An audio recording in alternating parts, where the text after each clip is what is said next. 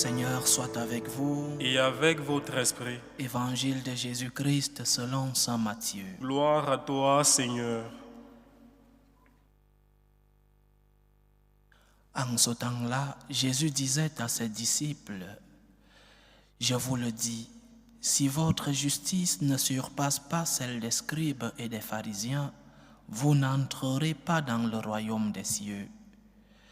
Vous avez appris qu'il a été dit aux anciens, « Tu ne commettras pas de meurtre. » Et si quelqu'un commet un meurtre, il devra passer en jugement. Eh bien, moi je vous dis, tout homme qui se met en colère contre son frère devra passer en jugement. Si quelqu'un insulte son frère, il devra passer devant le tribunal. Si quelqu'un le traite de fou, il sera passible de la géhenne de feu. Donc, lorsque tu vas présenter ton offrande à l'autel, si là tu te souviens que ton frère a quelque chose contre toi, laisse ton offrande là devant l'autel. Va d'abord te réconcilier avec ton frère et ensuite viens présenter ton offrande. Mets-toi vite d'accord avec ton adversaire pendant que tu es en chemin avec lui pour éviter que ton adversaire ne te livre au juge, le juge aux gardes et qu'on ne te jette en prison. Amen, je te le dis, tu n'en sortiras pas avant d'avoir payé jusqu'au dernier sou. Acclamons la parole de Dieu. Louange à toi, Seigneur Jésus. Lorsque tu vas présenter ton offrande à l'autel, si là tu te souviens que ton frère a quelque chose contre toi, laisse ton offrande là devant l'autel. Va d'abord te réconcilier avec ton frère. Que signifie cela? C'est peut-être évident et clair, mais il faut l'expliquer. Qu'est-ce que cela signifie? Si tu as fait du mal à quelqu'un, il y a des mots très graves, il y a des mots moins graves. Il y a des péchés mortels et il y a des péchés véniels. Si tu as fait du mal à quelqu'un, un mal grave, Dieu n'est pas content de toi. Parce qu'en faisant du mal à ton prochain, c'est à Dieu aussi que tu fais le mal. Parce que le prochain est aussi présence de Dieu à tes côtés. Ton prochain est aussi manifestation du Seigneur à tes côtés. Donc, si tu as fait du mal à ton prochain, Dieu n'est pas content de toi. Tu es sous péché mortel. Ce mal grave que tu as fait à ton prochain, tu l'as fait à Dieu. L'offense à ton frère est une offense à Dieu. Alors, comment vas-tu recevoir la communion si tu es en train d'offenser ce Dieu que tu viens recevoir? Dieu présent réellement et sacramentellement dans l'Eucharistie. Comment après l'avoir offensé à travers ton frère, tu veux recevoir son corps et son sang?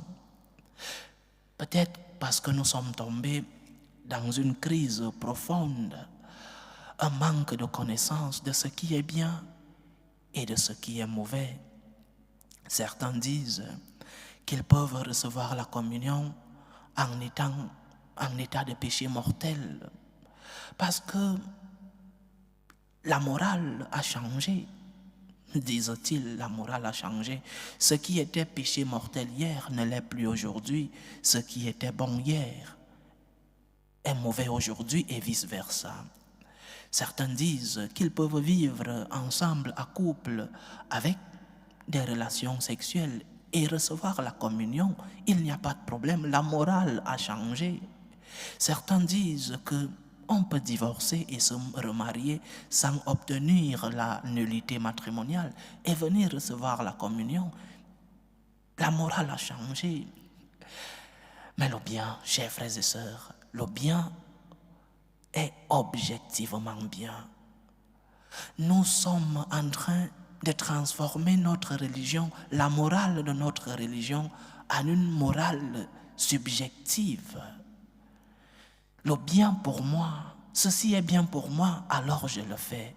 Ceci est mauvais pour moi, alors je le fais. Nous sommes entrés dans un perversisme de notre foi que la morale a foutu le camp. La morale pour moi, le bien, ce qui est bon pour moi, je le fais. Ce n'est pas ce que le Seigneur nous a enseigné. Le bien est objectivement bien.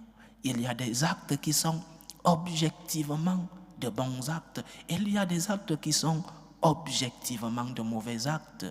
Peu importe les circonstances, l'acte de venir recevoir la communion en étant en péché mortel est un mauvais acte parce que tu as offensé celui-là que tu viens recevoir lorsque tu as offensé ton prochain. C'est pourquoi il est important d'écouter ces paroles de notre Seigneur. Si tu as offensé ton frère, va d'abord te réconcilier avec lui.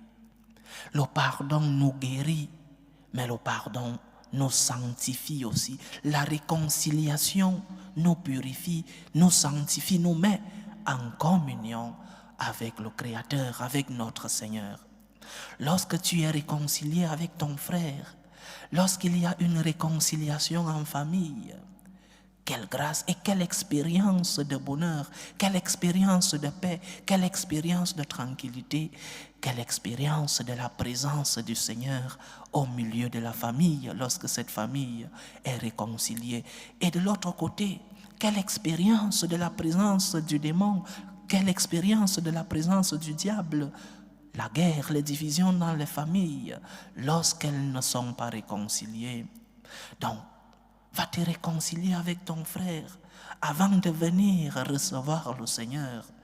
Nous ne pouvons pas nous faire une religion à notre mesure, à notre image et ressemblance et dire « je fais ceci parce que c'est bon pour moi ». Non, le Seigneur nous a donné des lois, comme je le disais hier, des lois qui sont bonnes pour notre félicité, des lois qui sont bonnes pour notre bonheur.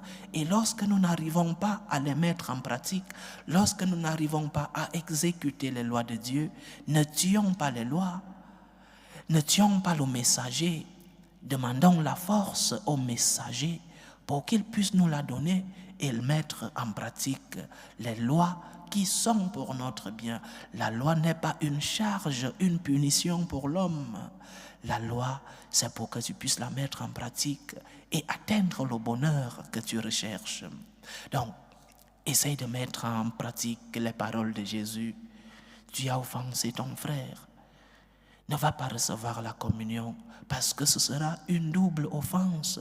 Une offense d'abord à Dieu que tu as offensé à travers ton frère et une offense à Dieu lui-même présent dans la communion.